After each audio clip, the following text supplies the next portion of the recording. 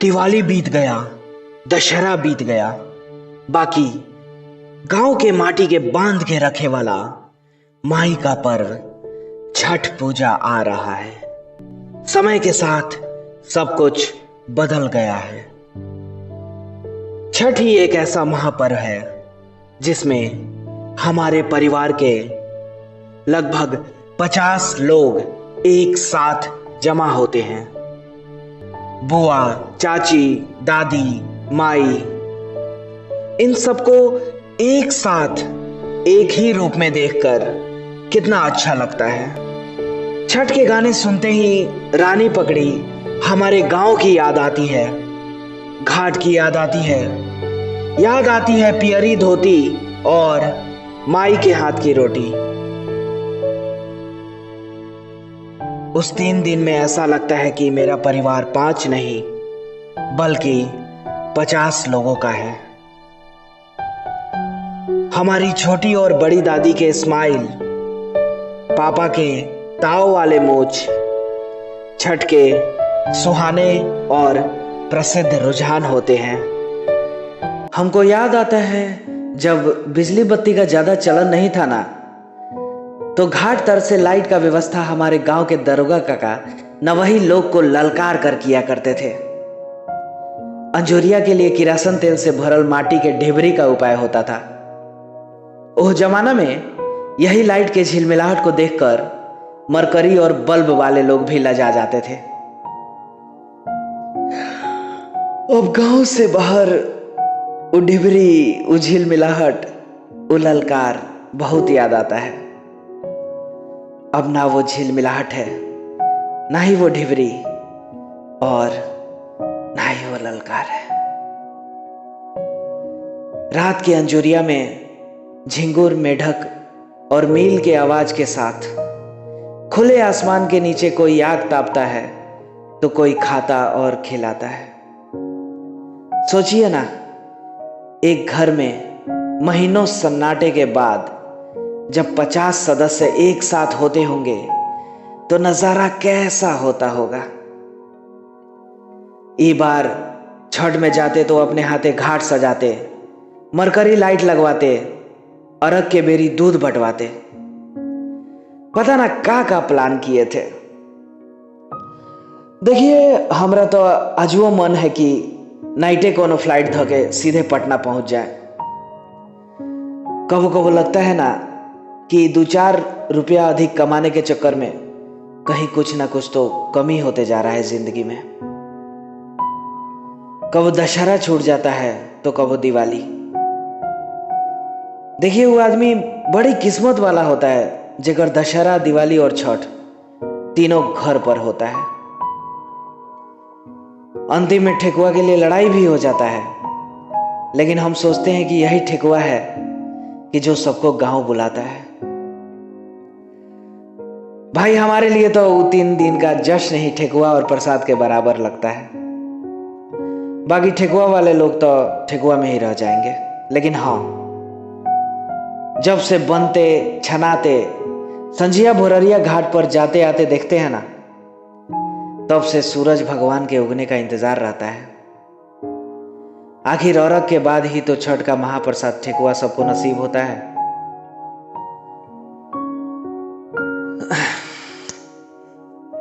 याद आता है एक बेरी माई छठ की थी, हम चुरा के प्रसादी खा लिए थे। खेलते खेलते में उसी दिन हाथ टूट गया था हमारा। माई गोदी में लेकर रोते रोते दुकान पर भागी थी। जी, हमरा लाल के ही का हो गया। अब समझ में आता है कि छठी माई की असली कृपा तो मां के ममता में ही है। क्या बताएं, हम 9 साल से होली में घर नहीं गए, काहे कि हमारा बॉस बोलता है कि होली के छुट्टी जाओगे तो छठ नहीं मिलेगा और दशहरा में जाओगे तो दिवाली नहीं मिलेगा। या तो दिवाली या फिर छठ। अब हम उनको कैसे बताएं कि छठ पर्व नहीं बल्कि महापर्व होता है हम लोगन के लिए। हमारी माई बिना ब्रेक के 3 दिन 3 रात अनव्रत व्रत रखती है। जल तक ग्रहण नहीं करती वो।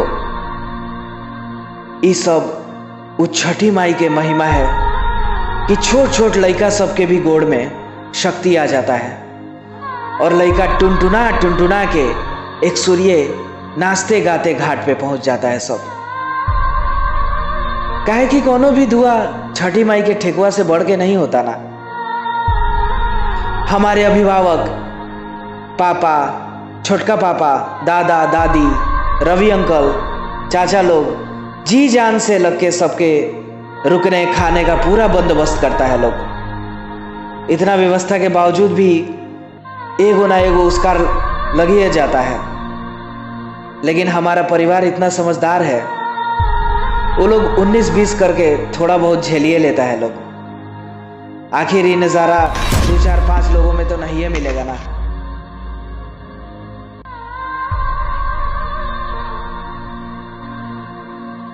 तीन दिन सूर्य भगवान का अर्घ धरती पे स्वर्ग के समान होता है। यह पर्व जो है ना, ये सूरज का व्रत है। आप जितने भी देखते हैं कि दुनिया की जितने भी चीज आंख से दिखाई देता है वह सब दुनिया से चला जाएगा। अब कौन जाएगा इसका पता नहीं। जो चाहता है हमें सुख मिले केवल वह सुखी नहीं होता। हम अपने दुख सह लें और संसार के उपकार करें वो हमेशा सुख मिलाता है।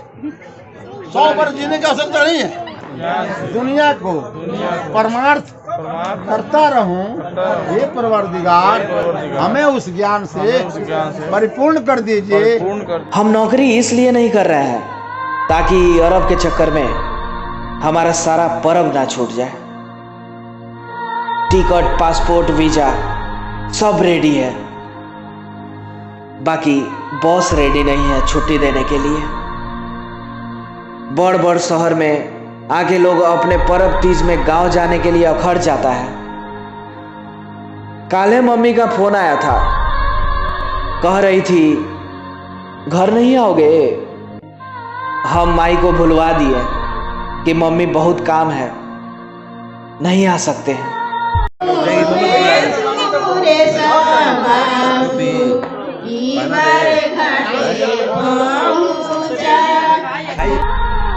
उनको कैसे बताएं कि हम भी घर आना चाहते हैं, छुट्टी मिले तब तो।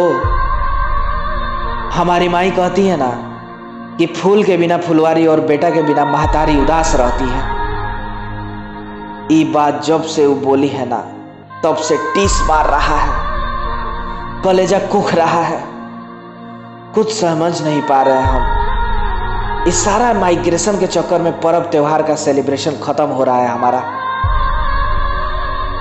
हम यही से पहले ही बता दिए हैं माई को कि इस बार छठ में हम नहीं आ पाएंगे, तुम मना लेना छठ।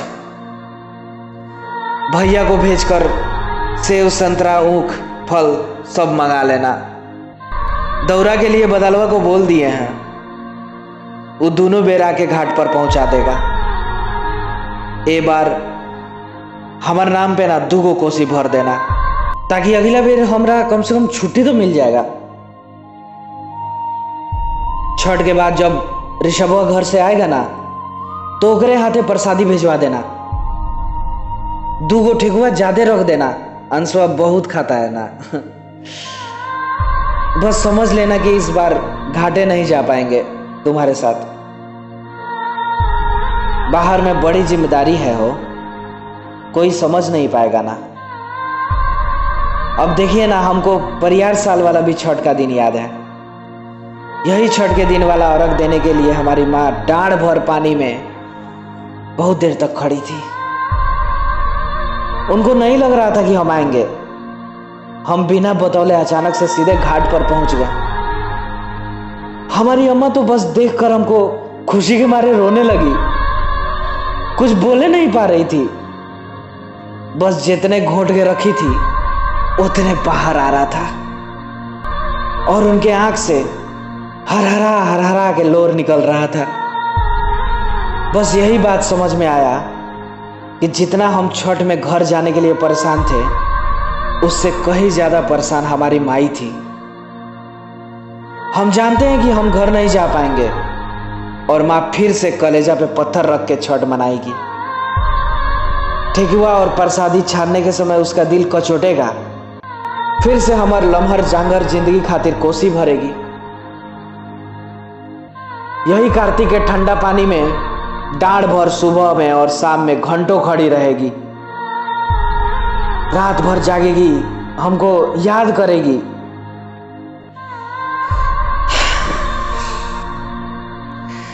ये जो बेचैनी है ना, वो दोनों ओरी से है।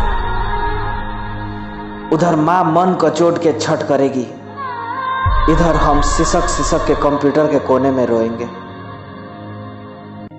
इसलिए कुर्सी पे बैठे उन तमाम लोगों से आग्रह है कि यदि आप छुट्टी दे सकते हैं ना तो दे दीजिए, क्योंकि ये कार्तिक के अंजोरिया का जो छठवां दिन है ना, वो पूर्वांचल बिहारियों के लिए सिर्फ दिन नहीं, जिंदगी है, सांस है और पहचान है।